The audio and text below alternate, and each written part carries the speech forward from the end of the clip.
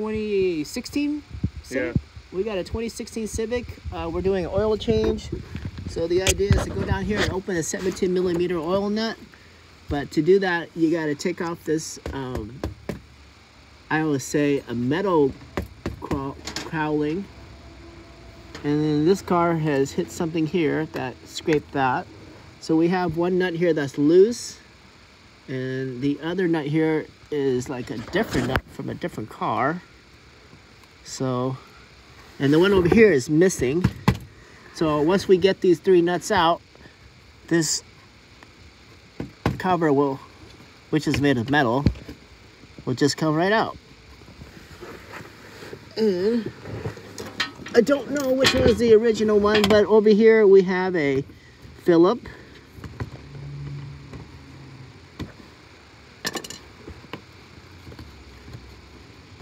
So that's your Philip. This type of screw just doesn't look like for undercarriage to me, so maybe I would say that might be not the aftermarket one. This one kind of looks OEM here. Maybe this is the original one. And so now this thing can tilt down and I can push this backwards towards the rear to the muffler. And there is like one clip here which is on, one clip here that's just on. The clip here is on, but the clip here is off. So the one on the rear driver wheel isn't pushed in, and we're either missing a screw or a fastener. So there's your fastener there. Oh, so we're still missing a flathead over there. So let's put our flathead in here and take this out. So a lot of these modern cars, they always have a lot of plastic and covering just to get to the oil filters. I guess it's good for aerodynamic and saving gas. But obviously I didn't take this out. I just turned this, so that's in. So that turned that like 90 degrees. That's it, 90 degrees. So it's nice and perpendicular, basically like this with the car. And I think, and the fastener can come out. And that's that. So now we're gonna push this thing backwards. The oil change is quick, but doing all this plastic stuff takes the most amount of time.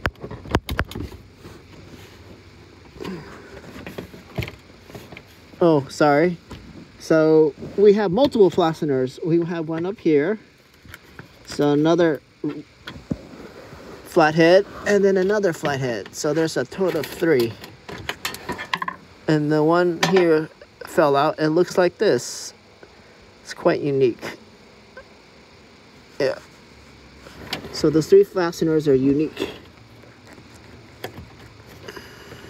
I think there might be another fastener here. And another fastener here. So these 2 are missing also. So let's get this one out. Put that over there. Maybe put it underneath the tire so we don't get that cut off.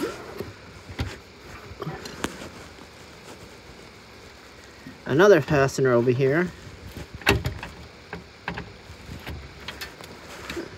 It's kind of like those things you get from when you open and install IKEA furniture, like you turn 90 degrees. So we got 1, 2, 3, 4, 5, 6. Now we can get the cover out. All right, so cover's backwards. And then, so before you do oil change, just make sure you look for like oil leaks. So let's find the oil nut. So there's an oil nut. You can kind of see a little bit of wetness there. So there's a little wetness. And I even see this thing kind of cocked in a little bit. So it's either that crush washer needs to be replaced or someone like tightened a little bit a lot. So that's that. So anytime you do like an oil change, you always want to, especially a customer you don't know and you want to document stuff, so at least you're like not the person who made any issues. So, and then you want to wipe this off too when you're done to make sure it's, if it leaks again. So there's your oil filter. It looks like it's a Honda oil filter. And we're gonna use this tool we got from Harbor Freight that is self-adjusting, and we'll see if we can get it out with that tool. So it's a little bit cumbersome with this piece of plastic, but it's doable. Or the other one is get the one with the cup and like a socket, and it'll fit perfectly too. But looks like if I angle this, my tool should do it. I did open the oil cap on the top, so once I do this, the oil will rush down. So here's the thing. When you get down here, you have an option of either doing the oil filter first or the oil nut first. I recommend, or I was recommended to do the oil filter first. So I would take this out, I would pull my drain over and let it drain in here, and then I'll put a brand new one in and then oil it up. And then when that happens is because when this thing, if this thing falls, and if you did open the oil nut first, all of this heavy oil filter will splat into the oil container, and then you have to like go fetch it out. So I used to do the oil filter first and also make sure the O-ring comes out. So I'm just gonna loosen this and get the oil pan over. So I'll angle it like this. There we go. So this tool is pretty easy with that. So now it's loosened, and then get my oil pan somewhere. Right here. Oh yeah. You can bring it over here. Yeah. And then You gotta unscrew the cap right there because it's on.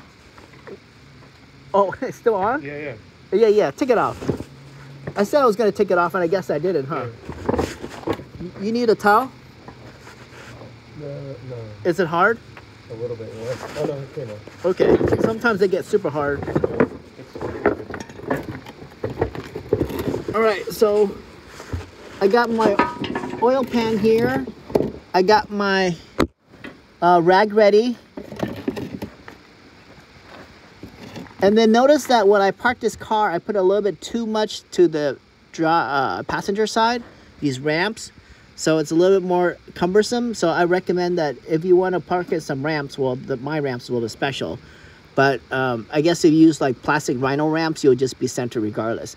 But mine's, next time I ever do this, I would favor getting this away and meaning more over here. So that's that. And here we go. So we're going to open this by hand. And when you tighten it, you're going to tighten it back by hand too. And this, it's going to start dripping a little bit in your hand.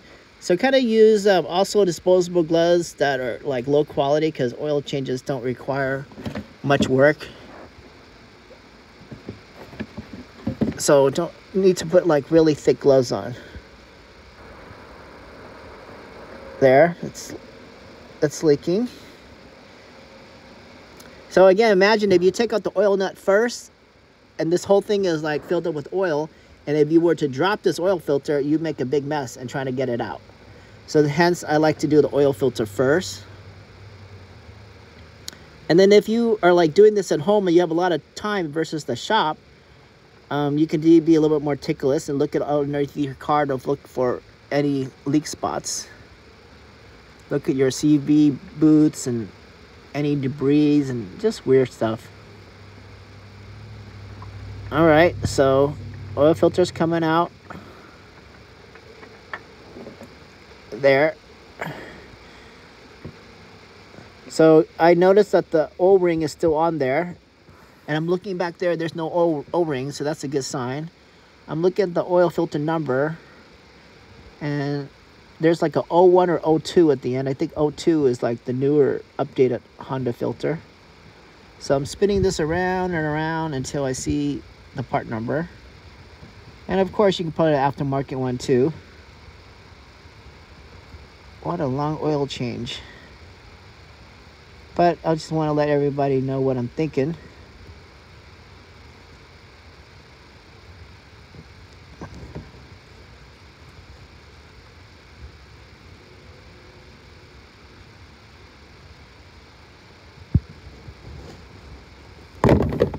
See how I dropped it? Lucky there's no oil in there, because it's quite slippery.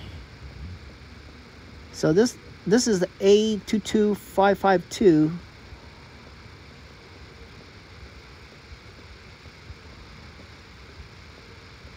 Another thing is, if you ever get another oil filter, see this hole in here?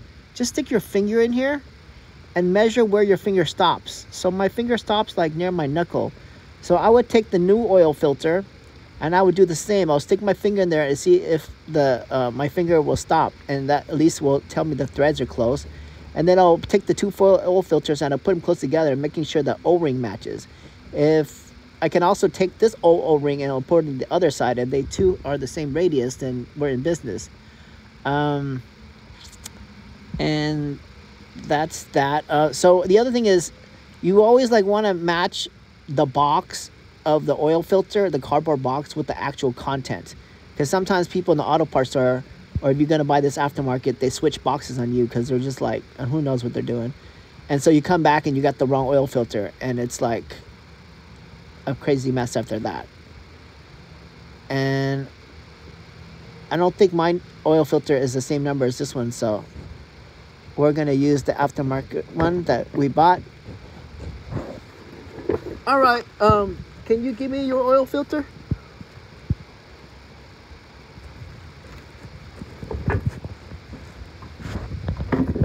The plastic off. Yeah.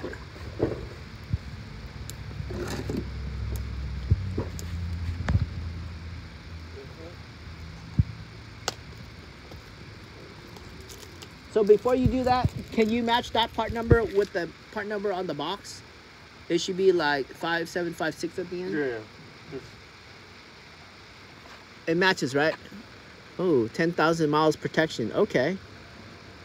All right, so our part matches. So the next thing is we're gonna take this and we're gonna relatively put the two together and eyeball the O-ring. So that matches pretty good. And then without your hands being touching anything, you want to go in here again like this. So my fingers stop around that area. I'll put the other finger on there. So I know that I need to go in that deep with the other one. So yeah, it stops at the same area. Relatively like right there. And if I wasn't holding a camera, I can probably put a screwdriver here and hold it exactly. So okay, so now the next thing is you want to take a little bit of the oil and you want to put it onto the new O-ring. And that means that it basically makes a good secure seal. And then once I go in, I'm gonna go in with my power of my wrist, which is pretty good for an average sized person. I guess if you're a female, you just kind of know your power. But you just tighten it with the, and then as the engine runs, it usually just like tightens itself more. So we're gonna leave this one out here for now. Don't kick it, they're gonna make a big mess. And I'm gonna go in with my own power, and I'm gonna hold this rag to give me a better grip. So again, the two O-rings, that O-ring is out. So just imagine if I didn't take that O-ring out and it's still stuck in there, and I put that O-ring on top of this O-ring, so I got two O-rings, and then it'll be leaking oil. So I'm conscious of those O-rings. It only takes to burn one car and paying like thousands of dollars for a motor, then you like always look for these O-rings. All right, so now we just have to go, and they're like pretty fine thread, so it's pretty hard to cross thread here. But usually if you don't want to cross thread anything, you go in and you go backwards a little bit. When you go backwards, sometimes you hear a little click because the teeth are matching, and then you go forward. So now it's nice and smooth and it's going in.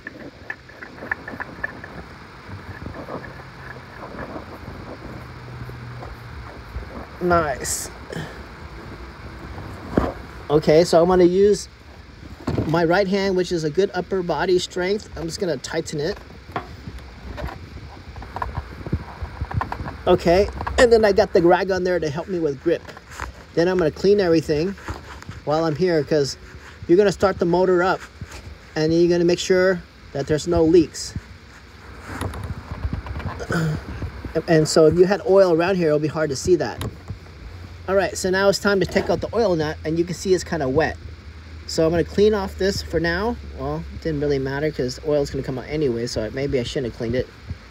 But now I'm gonna take my 17 millimeter and open that Honda nut. You see a 17 millimeter wrench anywhere? Oh yeah, cool. So So we're gonna go in with the open end, not open end, the closed end, because the closed end is gonna grip that nut in every direction. So if you use the open end, you're very gripping, like very little. But then most oil nuts don't have a lot of torque, so you're not gonna strip it most of the time. But because everything's slippery and you can be on an angle, you can strip that nut, I guess, and I imagine. So if anything, why not just use this one and you have much more grip on everything around, so you don't strip the head of the thing. And for whatever reason, let's say you're weaker and you can't get that nut, and of course you want to go counterclockwise, you can add in a cheater bar by going in like this.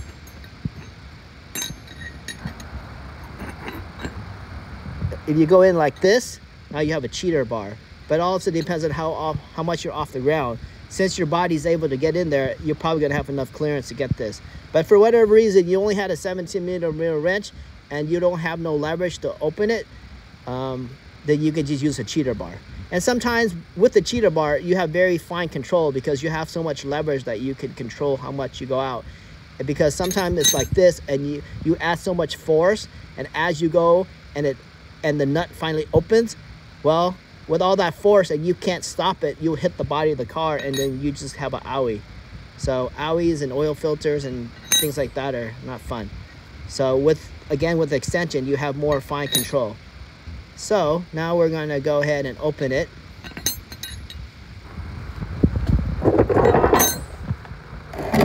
Again, this nut is wet before I even start it, so I'm going to add another crush washer. If you're going to do your car only, you can just buy that same crush washer. It's probably like 55 cents to 35 cents at the Honda dealer. And if you're going to do like all multiple cars for your family, just go to Amazon and probably buy $10 worth of like all random crush washers. Okay, so I'm in. So at this point, if you don't work on cars very much, make sure you go out and not go in, because you do not want to strip this nut. If you strip that nut, a lot of more headaches on your side. Okay, so sit there and think about it. The point of view is from this way. So your head is looking from the back of the tire to the front of the tire, towards the radiator. And then out is counterclockwise, meaning like from 6 o'clock to 3 o'clock to 1 o'clock backwards. So we're gonna go that way. So I can just use my own power like this, or I can add on that cheater bar like I mentioned earlier and see how that works out. Again, everything is with one hand because we're doing a video, but you can probably put more hands in here and grab everything. So with all this power, I really got to go the right way. So, and then you notice that I have the closed end on there because that's how this cheater bar thing works anyways. Oh, there. Okay, so it's loose. So you're gonna turn this that way because when this thing shoots out, it's gonna go kind of far. That's one. And then as it goes far, it's gonna go down too. So you gotta capture a liquid in two directions, that way and down. When I mean that way, I mean surely toward the back of the car. And then I also gotta be conscious that that lock washer is gonna stay there. And I gotta replace it versus it's dropping down here. So, and then get your rag ready. So here we go. And then when you get to the very end, kind of push the nut towards you, or else the oil will push the nut out and you drop it into the pan. So make sure you lined up everything right here. So I'm all set. And if you had two hands, it'd be good the other hand ready to catch this. And it also depends on how high you are off the ground. All right. So I can feel that that nut's getting loose and it's dripping a little bit. So here we go. 1, 2, and 3. Good. And so very minimum messiness. So you're gonna notice that it shot like, I mean, kind of like almost over here. And then as the oil gets less, you're gonna go ahead and pull this a little back just to guarantee that once it drips down, obviously it's gonna drip because this, I turned this vertical thinking about it already. So at this moment, you're probably just gonna clean this, and then I'm going to go ahead and put another crush washer. So I can walk out here and deal with this crush washer, but I'm gonna wait a little bit to make sure once that drips down, it's in the right place. Because I've been burned once where I'm not paying attention, and when it drifts on here, it doesn't go to the right place for whatever reason. And then if this is your own car, you can let it drift for a while. So again, it's nice that I did the oil filter first, because when I made a mess, this thing's not full of oil. So this video is probably going to end soon, but let's go ahead and talk about other little things. But crush washer. Oh, another thing is, once I get the new crush washer on, when I tighten this, I don't know how to describe it to you, but just don't over tighten it. And I guess I don't really know how to describe that, because over tightening is a complicated thing to say. That kind of takes common sense. All right, so the only thing we need down here is that crush washer and the oil nut.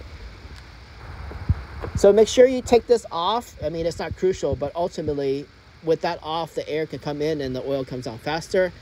I also checked the oil dipstick before I did anything, make sure there's oil level before we start it. And when we pour oil here, I think it's like 4.7 quarts. No, 3.7 quarts. So we're buying one of those. So I guess I just have to, because there's 5 in there. So some people like really are very specific and they want to get 3.7 quarts. But I mean, if you get close to 4, I think that's good enough. What else can I say? When I dumped the old oil, I was given this thing at a event, and it's really cool. So these funnels, you can just drill a hole into your funnel on both sides, but this came already drilled, and just put like a bungee thing on it, and then they already have this like this crease in here, and then you can do one of these, and then when you pour it in, it doesn't drop out. And then this is 1 gallon, so this should be 4.